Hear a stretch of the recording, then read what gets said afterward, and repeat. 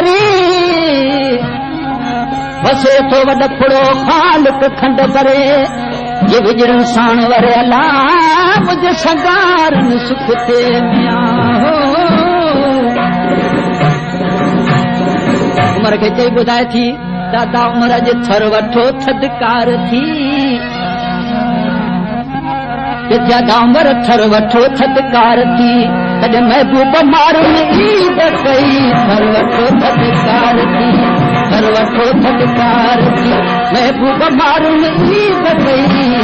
सुख पसी सरहा सुख पसी सरहा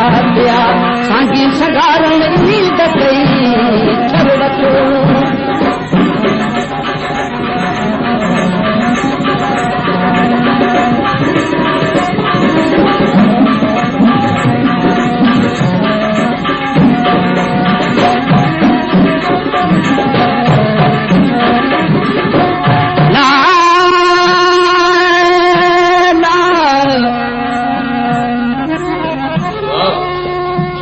उमर बादशाह चवे तो मारून खे छॾे ॾे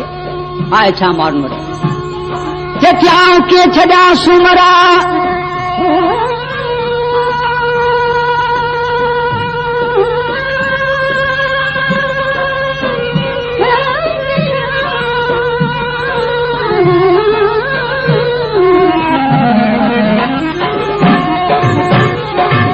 के छॾा सुमरा तिल मुंहिंजे पहाड़नि जी पचार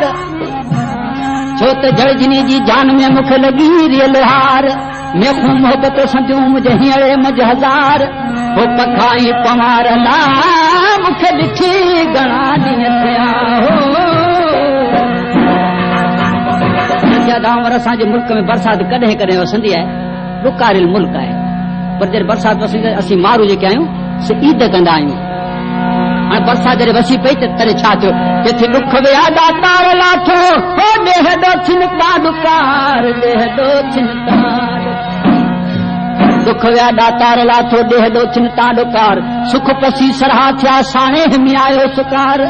चवे थी रुॻी असां ईद कान कई थी भेड़ बाटिन धन धनारन भेड़ बाटिन भेड़ बाटिन भेड़ बाटिन धन धनारन इन माल वारन ईद कई घर वठो थदकार थी घर वठो थदकार थी महबूब मारन ईद कई घर वठो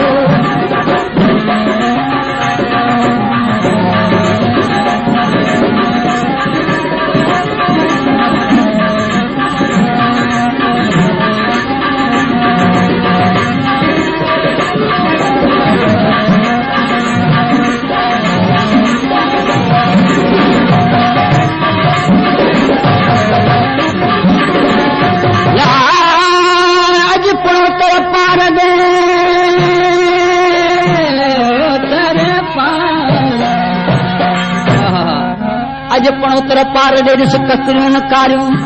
वसे थो वॾपड़ो टकन थियूं टारियूं हाणे बिजंदियूं बटारियूं अञा ॿेली वरी पंहिंजे वथाण ते आयूं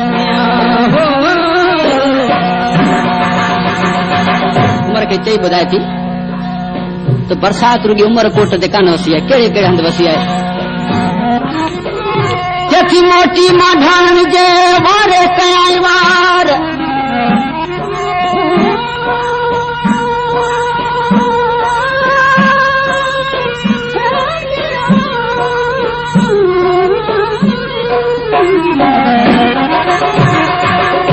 माढाण जे वारे कयाई वार विजूं वसणायूं चोॾसी चौधार हिकिड़ियूं थी वयूं स्तंबोल ॾे के मुड़ियूं मगरब पार के दहली के दखन के गुड़न मथे गिरनार के दहली के दखन के गुड़न मथे गिरनार किनी जुगी जैसलमेर ता ॾिना बेकानीर बुकार किनी वञी भुज भिजायो किनी डक मथी डार किनी अची उमर कोट मथां वसाया वलहार साईं मसदाई करी मथे सिंध शिकार हाणे दोस्त तू दिलदार आलम सॼो आबाद करे